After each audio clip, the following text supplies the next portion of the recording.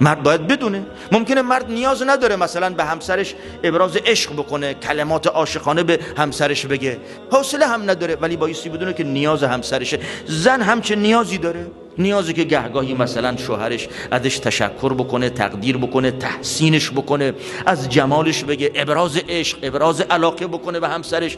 اینا خیلی وقتا مفید و کارسازن و در مواردی که اگر مرد محروم بکنه همسرش رو از همین کلمات، از همین ابراز عشق و علاقه، ممکنه زن دچار افسردگی بشه، ممکنه حتی زن دچار لغزش بشه. بخش عظیمی که مراجعه میشه که مثلا افراد لغزیدن در سایه محرومیت زن از این کلمات زیبایی از شوهرش بشنوه. محرومه، دریغ کرده شوهر از گفتن مثلا با همسرش کلمات زیبایی بگه، تحسینش بکنه، از لباسش، از زیباییش، از جمالش بگه.